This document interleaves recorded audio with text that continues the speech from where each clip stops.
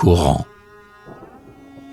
Il faudrait, pour quitter la ville, un vieux bateau, suivant l'eau lentement, sans voile et sans rame, sur des nuages blancs, aussi blancs que des femmes, le ciel d'été, l'azur étendrait son manteau.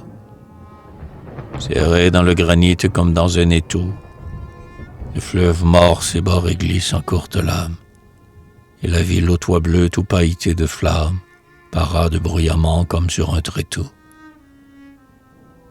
Plus de quais, des maisons d'un étage, des rives, les saules, les bouleaux, les aubépines vives, un coin du bien-aimé paysage français. Les peupliers sont hauts, les collines sont bleues. Où donc est la rumeur de foule où je passais? Je ne sais pas combien j'ai pu faire de lieues.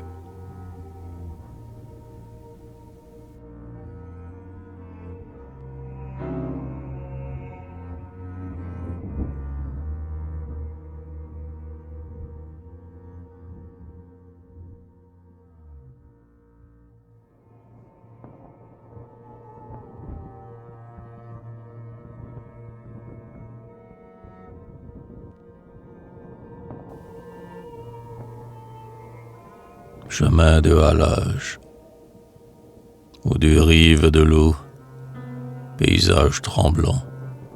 Sur la berge encaissée où leur ampleur tient juste, des arbres dont le tronc au sol rude s'incruste, agitent leurs rameaux sans feuilles, d'un bruit lent. Des percherons trapus tirent du col, soufflant, le brouillard enflammé d'une haleine robuste. Large, bien que petit, d'épaules et de buste, le charretier conduit ses bêtes en sifflant. Le bateau lourd, ainsi mené, descend le fleuve, vers la mer où le ciel à l'aurore s'abreuve et boit, comme en un vase étincelant, l'azur. Parfois il faut aussi l'effort à la pensée, mais le courant du rêve est invisible et sûr. L'âme vers l'infini va, lentement bercée.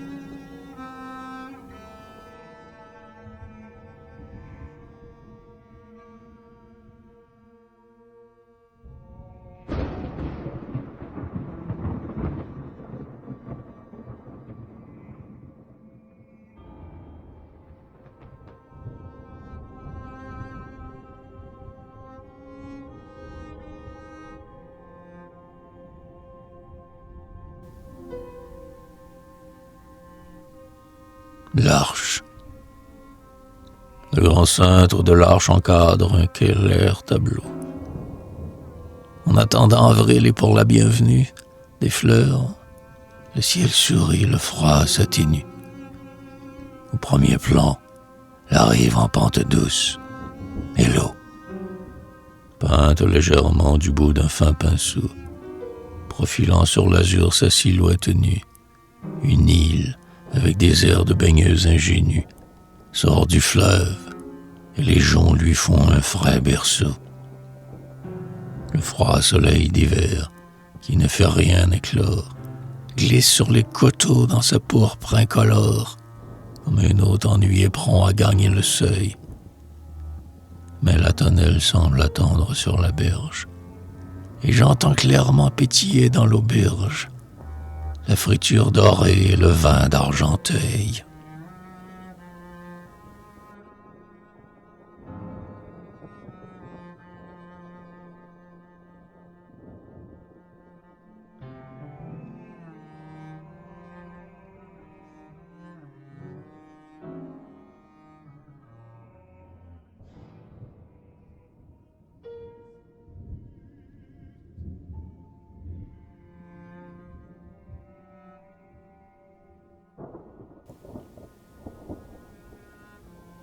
La berge. Malgré le froid, le ciel est en fête, et l'azur, pâle encore, adoucit la lumière adorable. Penché sur l'horizon, le soleil favorable se répand et ne laisse aucun détail obscur. la colline, montrant loin sur un fond pur, le profil dépouillé d'un saule ou d'un érable abrite des maisons blanches, et sur le sable de la grève un vieux banc se chauffe près d'un mur. Le jour clair, les coteaux courants comme des ondes, et les blanches maisons, et les tonnelles rondes se fondent en accord comme dans un concert. Un concert où, tenant le devant de la scène, entre les joncs fredonne à petit bruit la scène, un de ces airs légers que l'on chante au dessert.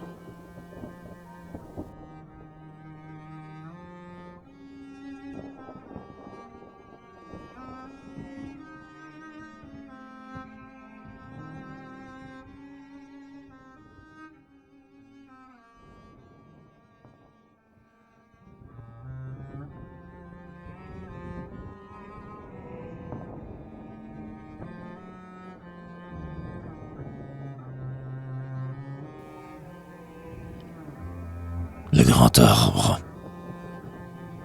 Dans un parc oublié dont le silence amorce les rêveurs, sentinelle ancienne du seuil. Le grand arbre muet isole son orgueil et vers le ciel étend ses branches avec force. Son tronc noir se roidit musculeux comme un torse, son cœur dépouillé faire un bon cercueil. Il a l'air de porter l'empreinte d'un long deuil, et l'âge a sillonné profondément l'écorce. Il sent qu'il n'est pas fait pour prêter aux amants l'ombre dont le secret rassure les serments et les baisers conservent un matériel des rêves. Inutile à l'amour trop vulgaire pour lui, âpre et dur, il attend venir avec ennui la fermentation violente des sèves.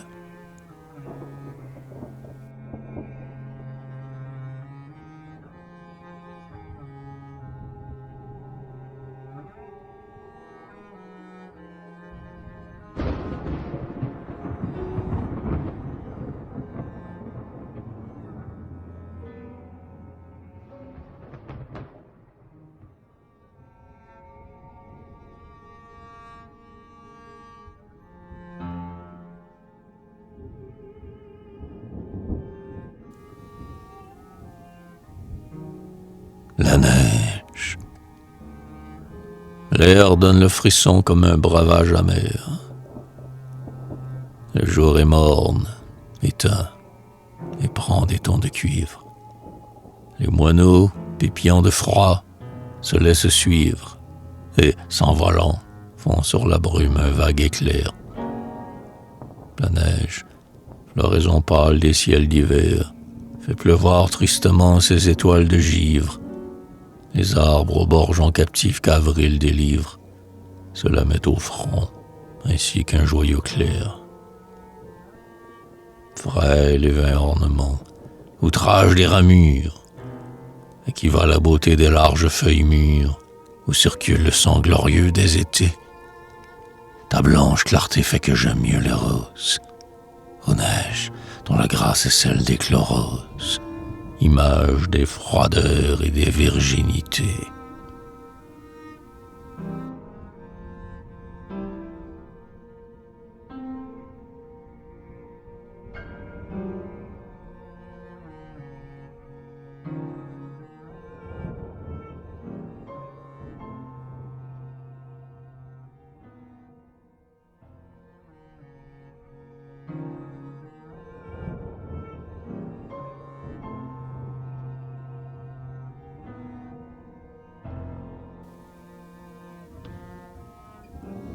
La lisière du bois.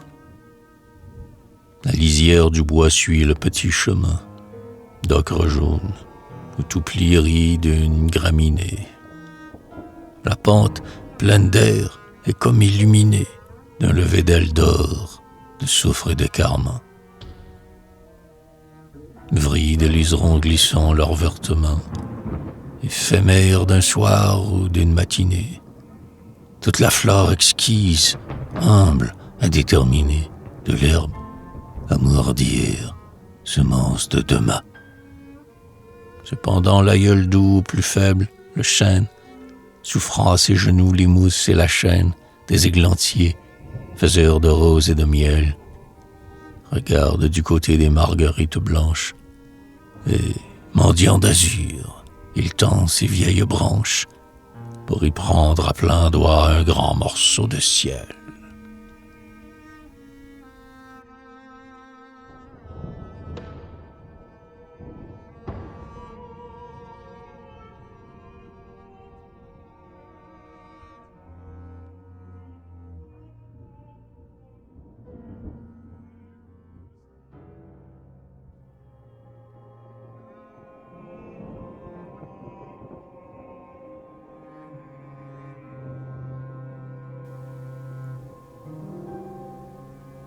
La ville, nos coteaux, les plus purs de tous et les plus doux, que n'eût été la Grèce, aurait choisi les faunes.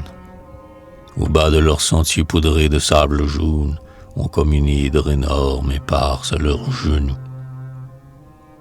La ville nous fascine, étant moins près de nous, avec ses tours aussi royales que des trônes, horizontales, bleues et blanches entre les cônes, des hauts taillis bordés d'épines et de hauts. Ici, l'on ne voit rien que les langueurs farouches du monstre aux 1000 bras puissants, aux 1000 bouches, dont le grand soleil t'ensanglante les yeux.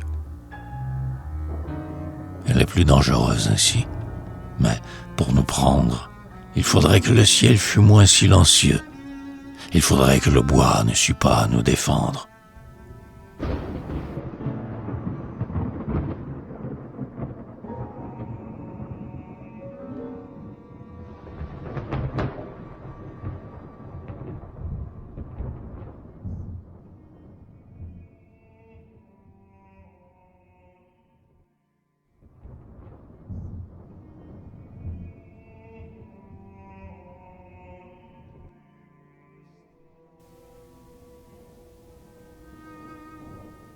Soir de lune. L'azur du soir s'est enrayé de bandes vertes. Comme hors de son lit un fleuve débordé, la lune se répand, et les terres inondées ruissellent des coteaux pleines découvertes. Sous le voile muet de ces lueurs désertes, nulle voix qui s'élève et nulle pas attardé. Des bruits vivants du jour la terre n'a gardé que le vague frisson des feuilles entrevertes. C'est un cadre incertain de rêves allemands, un linceul de clarté bleue et de flots dormants, où la nature a froid comme une ensevelie. Les champs semblent noyés, et, sous le clair rideau, des chênes, l'œil rencontre avec mélancolie de blancs rayons tombés comme des flaques d'eau.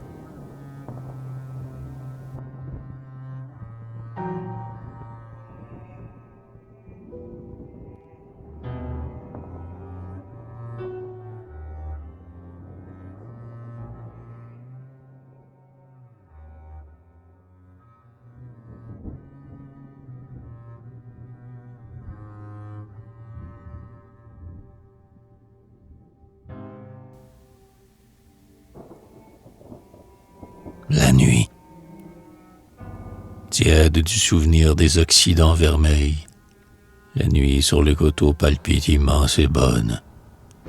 Elle est comme la mer, un vent d'aile y frissonne. Leur couleur est semblable et leurs bruits sont pareils. Le sein large et profond qui porte les soleils, où le flot incessant des univers rayonne, est indulgent et n'a d'embûche pour personne, et, mérité ou non, berce tous les sommeils. Pourtant, nuit, je te sais peu sûre et décevante. Ta vague illusion de spectre m'épouvante. Si les matins allaient oublier le retour, certitude, oraison, aurore coutumière, je sens que ma pensée est faite de lumière. Même les yeux fermés, j'ai le souci du jour.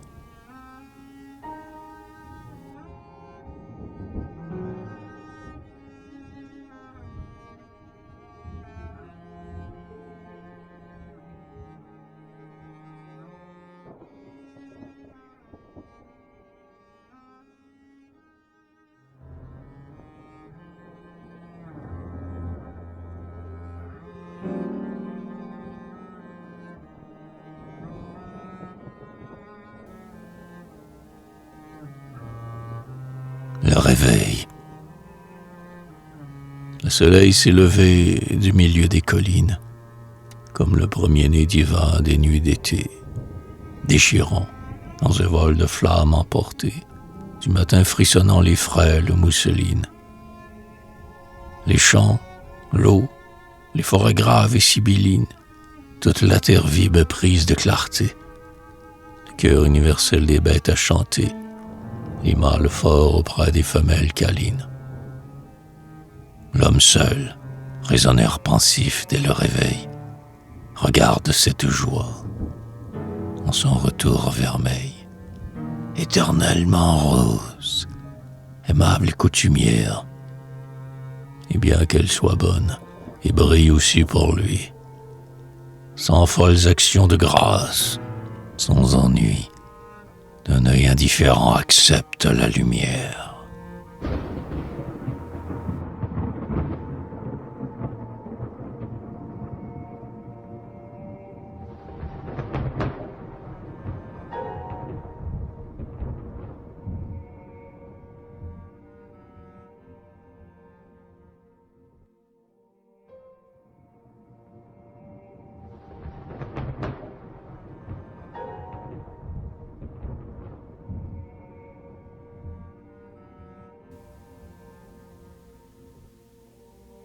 Le désir, la bonté du soleil n'apaise pas nos yeux.